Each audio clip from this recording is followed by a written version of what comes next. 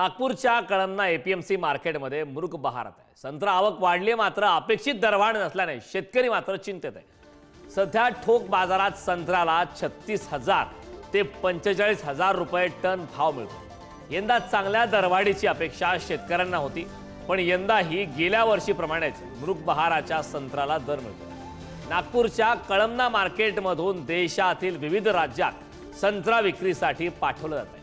शिवाय जगातील अनेक देशात प्रसिद्ध नागपुरी संत्र्याची निर्यात होते, त्यामुळे येत्या काळात आणखी दरवाढीची शेतकऱ्यांना आता अपेक्षा आहे।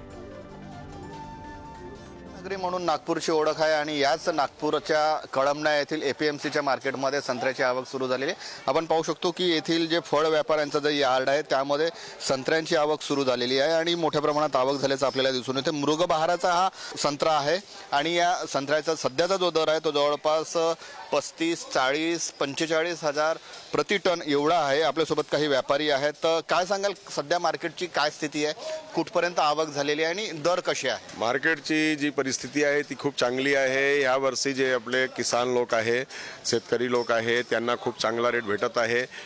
मागच्या वर्षी अपेक्षा या वर्षी दर जे आहे ते वाढलेला आहे। गेल्यावेळी दर काय होते? गेल्या वर्षी ह्या वेळेस ते 25 ते 40,000 टन होते, पण ह्या वेळेस 30 ते 50,000 टनी ह्या संत्री विकत आहे। हिंदुस्थानच्या कोण्या कोपऱ्यात माल जात आहे आणि त्यानंतरही बांगलादेश, नेपाळ, भूटान असे अनेक कितीपर्यंत सीझन सुरू आहे? हा जानेवारीपासून सुरुवात आहे आणि मार्च 15-20 मार्चपर्यंत राहतील। तर जानेवारी महिन्यापासून संत्र्यांची आवक मोठ्या प्रमाणात सुरू झालेली आहे। आपण पाहू शकतो की मोठा संत्रा आहे आणि मार्चच्या 15वाड्यापर्यंत, पहिला 15वाडा किंवा मार्चच्या शेवटपर्यंत हा सीझन असा सुरू राहणार आहे। ग्रेडिंगनुसार या संत्र्याला दर मिळत आहे। गेल्या वेळेपेक्षा दर यावेळेस चांगलं असल्याचं येथील व्यापारी सांगतायत। कॅमेरामन मंगेश हस्तकसह जितेंद्र शिंगाडे, पुढारी न्यूज, नागपूर।